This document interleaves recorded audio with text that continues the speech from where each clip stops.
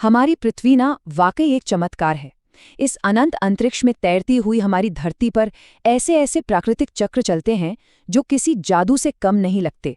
दुनिया में ऐसी कई अनोखी घटनाएं होती हैं जिन्हें देखकर दिमाग सोचने पर मजबूर हो जाता है कि क्या वाकई ऐसा हो सकता है। आज की इस खास चर्चा में हमारा मकसद एक ऐसी ही अद्भुत घटना को पूरी गहराई से समझना है। तो चलिए एक ऐसे सफर पर निकलते हैं जहां नेचर अपने सबसे अजीब मगर सबसे खूबसूरत रूप में नजर आती है। एक ऐसी सच्चाई जिस पर विश्वास करना सच में थोड़ा मुश्किल हो जाता है।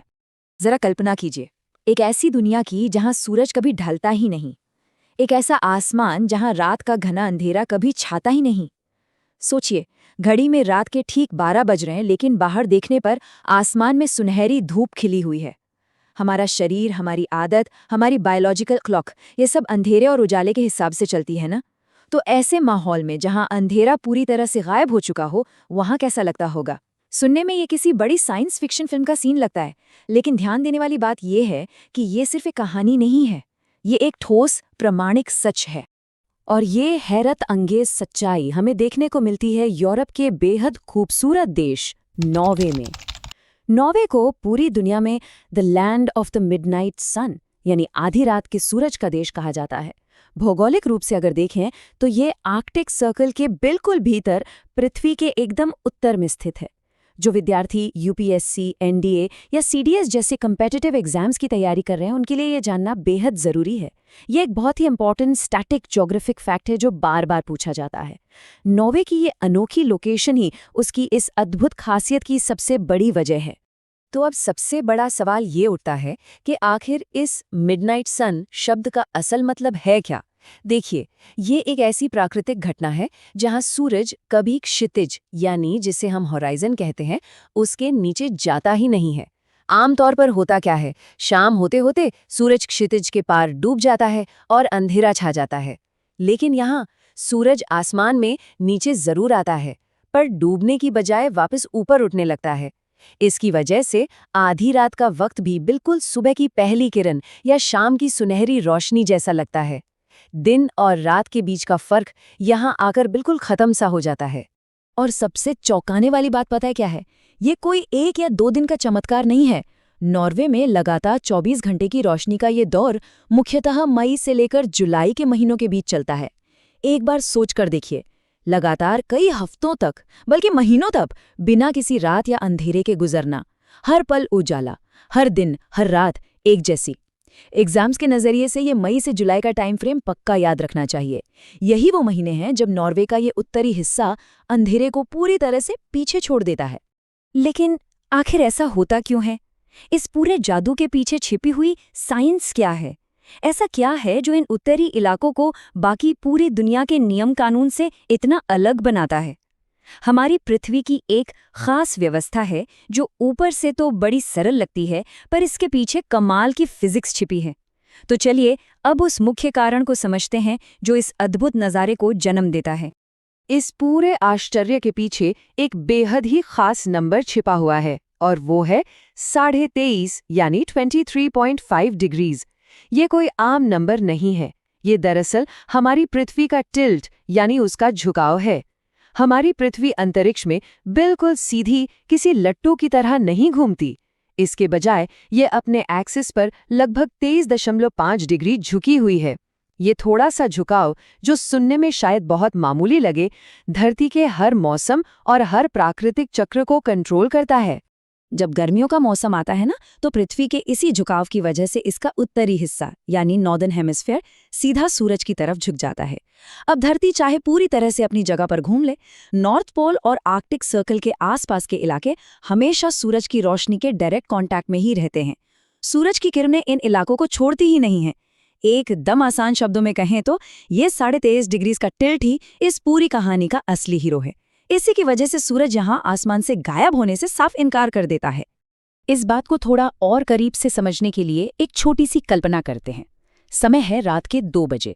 आमतौर पर इस वक्त गहरी नींद होती है और बाहर घना सन्नाटा और अंधेरा। लेकिन यहाँ बाहर पार्क्स में धूप खिली है और लोग क्रिकेट या फुटबॉल खेल रहे हैं। रोशनी ऐसी जैसे दिन की दोपहर हो। बच्चे पार्क में झूले झूल रहे हैं। ये महज सोचने में ही कितना अजीब और रोमांचक लगता है ना। ऐसे में सोचिए, वहां रहने वालों की रोजाना की आदत और उनके दिमाग पर इस लगातार उजाले का कितना गहरा असर पड़ता होगा। जाहिर है, ऐसे माहौल में जीने के तरीके बिल्कुल अलग होते हैं।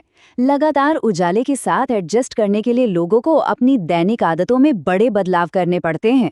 सोने के लिए कमरों में बेहद मोटे, अंधेरे वाले ब्लैकआउट कर्टन्स लगाने पड़ते हैं।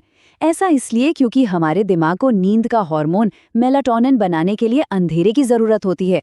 अब बाहर अंधेरा नहीं है तो अंदर अंधेरा खुद बनाना पड़ता है। लोग रात में देर तक एक्टिव रहते हैं। लंबा दिन होने की वजह से फिशिंग यानी मछली पकड़ने का कारोबार बहुत फलता फूलता है।